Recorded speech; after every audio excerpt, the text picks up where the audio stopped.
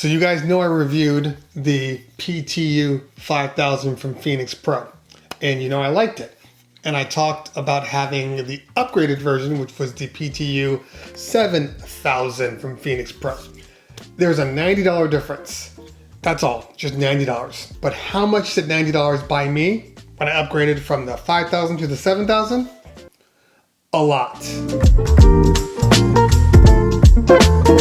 So what's going on, guys? It's your man Cliff Terry, and as you know, I do reviews on DJ gear, DJ related gear, DJ vlogs. If you are new to the channel, consider subscribing. If you are a returning fan, hey man, thank you guys. I appreciate every single one of you guys for checking out my videos. So if you guys have been watching my videos, you know that I reviewed the PTU 5000, which is this unit right here. It's about $189 on Amazon.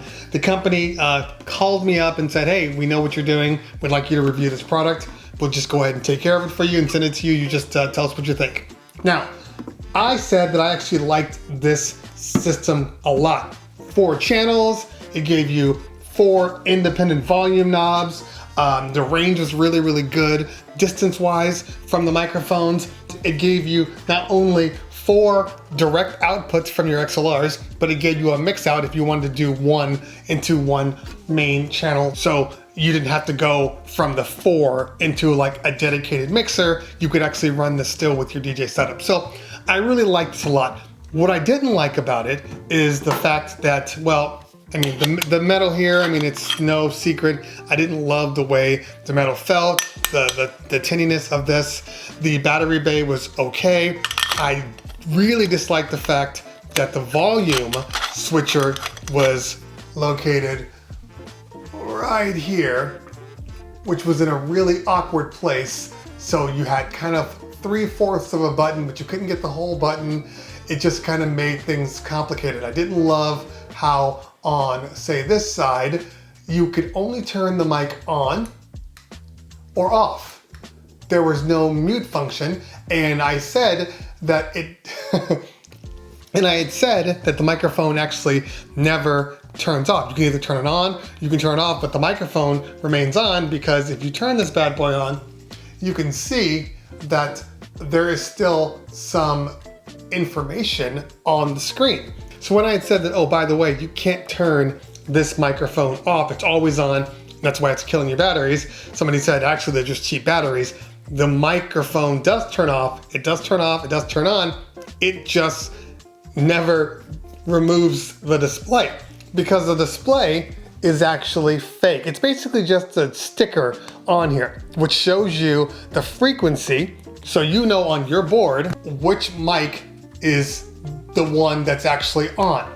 That's all it is. It's a glorified sticker. Now, is that a problem? It's not really a problem. It's kind of annoying, and it kind of comes off a little bit on the cheap side, knowing that that's just something that's hard-coded onto the microphone. I didn't love that. And then the big issue for me was that this particular microphone system is a fixed frequency mic system, which means that each microphone works on a fixed wireless point. You cannot change it, you cannot modify it, it's just, that is it. So say for instance, this one is 56160. This is the frequency that this microphone operates on. So if anybody else is on this frequency, well, the microphone may become useless. So there's no way to change this frequency. There's no way to change it on the actual board or on the microphone. So that was a little bit of an issue for me. As a matter of fact, I was doing an event and I was plugging into an engineer, and I told them about this mic set, and that was actually after I got the new one, and I had said the company sent me one that was a fixed microphone system, and they literally stopped and he looked at me and said, in LA? Which is exactly right. It's almost impossible to be confident about a fixed system in a place that is just covered in wireless and radio spectrum. It's a good system for $189, $10 off with the coupon, $179. It's dirt cheap, and we've actually used it a couple times now, and it's been consistent. Now, there are some noticeable changes from the 5000 to the 7000 for just $90, okay? First off, the 5000 has 2 antenna outputs, 2 of them. Super long ones, they do a really good job, but the 7000 has 4. Now this may be overkill, but it feels like a antenna per microphone. So that's gonna give you it should give you a little more confidence in where you are and the range you can travel with this particular mic system. It still has the same exact situation with the 4 XLR outs and then the 1/4 inch mix out, for instance, if you're going into your controller. So that's good. But it comes with these super long antennas, much longer than the ones I got on my Shure microphones. And so it should give you a really good range. But on the other side here, you've noticed they've actually placed the button configurations a little differently. So the power button is on your left side. They've actually added these, you know, little kind of flashy rack mount handles here to give it a little more premium look to it. And they have the standard volumes. Obviously with the other one, power button was right in between these two, but this time the 4 microphones are just locked together. What I like right off the bat, and what I like about the thought that was put into this was there's just a little more premium quality to it. The actual knobs have a texture to them. Unlike the 5000, the knobs are smooth, but these actually have a nice texture, so it helps for quickly grabbing them and then making adjustments without your hands slipping. So I like the fact that they have that texture. Also, this isn't a fixed system. This is a variable system. So what it does is it does 2 things. When you turn on the microphone, it will actually look for the best frequency for that channel. It'll make the adjustment for you. Then, if you need to make some more granular changes, you can actually go in there and manually change the frequency. So that's giving you the best of both worlds there. First, the system, hopefully it's smart enough to make those changes for you, but if you need to, in a pinch, you can go in there, you can change them yourself. That's great. The box is great. They really thought about the box. The layout's nice, the design is nice. They improved on it for $90, which they didn't need to do for $90. I mean, if they had just improved, if they had just made this variable, I would have been happy, but there's more to it. The microphones. The microphone is a better microphone. As you can see here are the 2 microphones.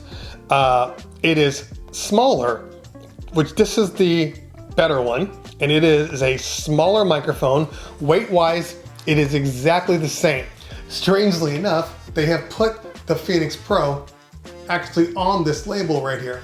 Now on the 5000, there's no label. It's almost like they were embarrassed to put their name on this one, but they were like, this is the microphone system we wanted to sell, so our name is all over. What I love about this microphone, first off, there is an on and off switch. There is a true display telling you what the group is and what the channel is, and it corresponds to this. And then if I need to change it, there is an IR sync button, which will then change this one, so they will be synced together. By hitting the power button once, and not long holding, but just one press, it goes into mute mode. As I said before, this one does not have a mute. This one does. Love that about it. It has a mute. The battery bay is great. Now, what I want to say is, see, it's metal, but this is a very light metal, as opposed to this one, which seems like there was some false weight attached to it. Well, I truly believe it. This cover versus the 5000 cover, there is a weight difference. This almost feels plastic. This feels like a heavier, denser metal. When you're operating with a microphone, your hand is naturally kind of right where the button is. That's where your hand should be. That's where your thumb sits, is right on the button. So it's a place where you know, I hit this button really quick, I'm muted, hit it again, I'm unmuted. I'm not thinking about where the mic button is, if it's off, it's on, how hard it is to do it. Like I said, I gotta do a 2-hand hold just to unlock it. I don't like that. I like it here. I know it's on, the light's on, I hit the button. It has a visible display with the mute showing on here, so I know it's muted. Would it have been nice if they had a little light that said it was muted, like maybe it was green and it turned orange, kind of like the Shures? Of course it would, but it's not the end of the world. The most important part of the microphone is how it sounds. I have an $800 microphone. You want to use the $200 one? Yes. Yes, because it sounds great. Ooh, I got some bass in my voice. Make some noise for him, ladies and gentlemen. Make some noise for him. Now, Ethan, I need you to hop down